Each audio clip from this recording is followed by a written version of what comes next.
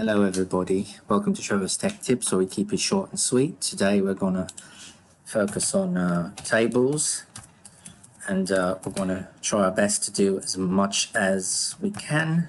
It's a very in-depth topic, but I'll try my best. So we've got multiple ways of inserting the table. We click on the Insert tab, click here. This can help you do it very easily. Going across horizontally, it's columns. Going down, it's rows. So I'm going to do three columns by 4 rows, right? Or you could go insert, click here, and say draw. And you could draw a box and then put in all the. Whoops. That's what happens when you don't start at the top. If you start at the top, you could draw your columns and go across. You could do your rows, right? Or you can click on escape to stop, and you could go here, or you could say insert a table, and you select the amount of columns you need, the amount of rows, and you could even set a specific width for all the rows. Sorry, all the columns, and there we go. Or you could go insert, and do it from a spreadsheet. And you could put all your calculations and so on in there, but we're not going to touch that part as yet until we have actually covered spreadsheets. I'm using delete on my keyboard to get rid of this. If I was to use delete, all it does is get rid of what's the content of the table. So I have to highlight it, either right click here and say delete table, or backspace on my keyboard. Right, so that's how you insert a table. I'm going to copy this for time's sake. Right, and you can just put your stuff in there. Right, won't waste any time on typing anything in. Right, that's how you do that. Right, I'm gonna copy this out and put it over there. And one thing you need to bear in mind is if you copied something and you went more than the rows and columns, it's going to do an overflow. Right, there we go. So I could highlight, delete, and that's the stuff in there. Okay, so we're gonna just give it some cosmetic things, cosmetic changes. So I could go here, I could go click there and say borders and shadings, and I could change the lines of my my table to say red. Right, changes it to red, and I'm gonna just change this to Times New Roman 12, and I'm gonna, oh, if you're wondering, there's a little space there, so I'm just getting rid of the little space. Hopefully that helps you to troubleshoot in the future. What I did earlier was go there. I could also go here and go borders and shadings, but I'm going to click on shadings for here, and I'm going to go say fill. I'm going to pick this one here, and what it does is fill the actual cell.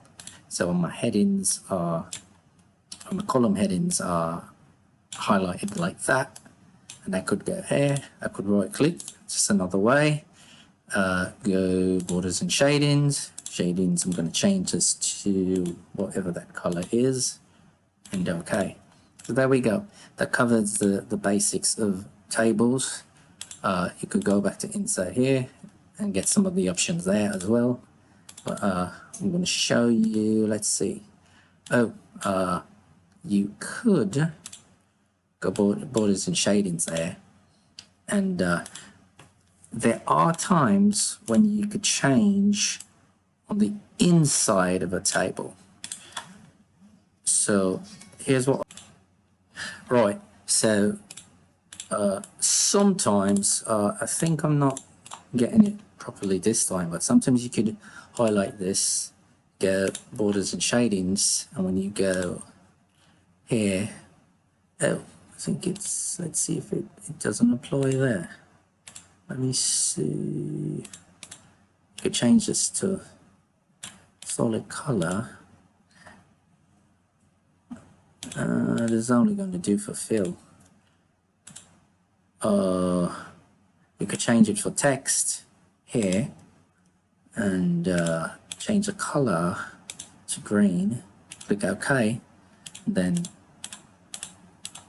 when you type, oh, was it black? I did it. My mistake. Right, you could change the highlight for the text and so on, or you could change individual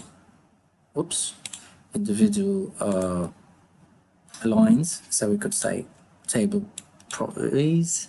You could go columns. Sorry, we're not going to do that as yet. Borders and shadings.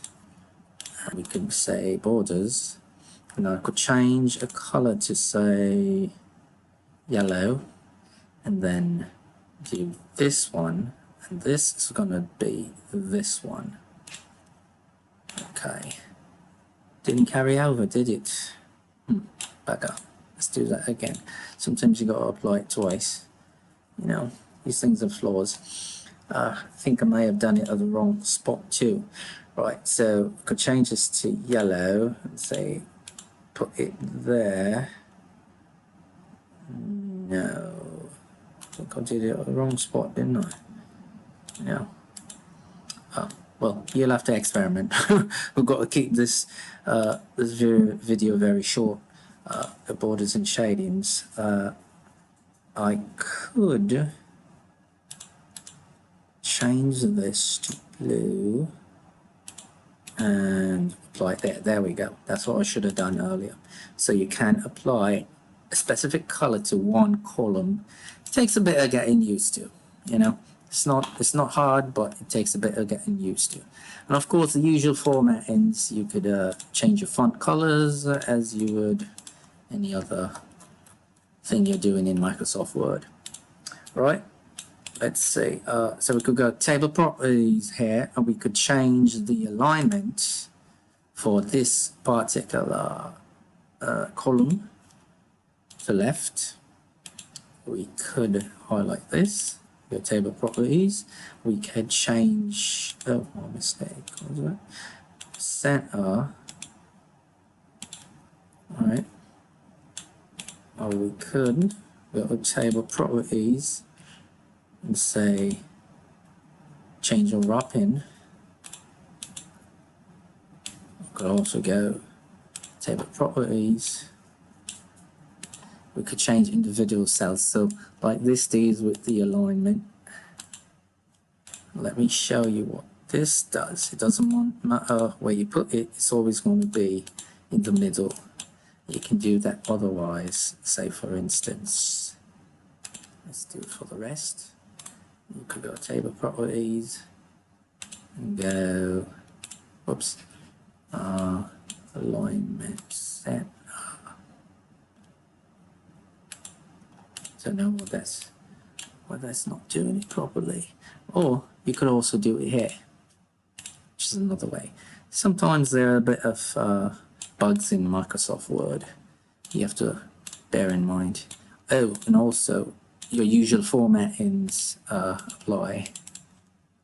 You could, what I tend to do is use the ruler to get a more precise alignment. You could do it by numbers, but sometimes this might be best, and then you could use your format painter and apply it to other areas. So if you did some typing here, you could do format painter and apply it to everything else. Okay, so there's a lot here to explore, so I hope this was helpful. Please drop a comment below. Please like, subscribe, turn on notifications, and I'll see you in the next one.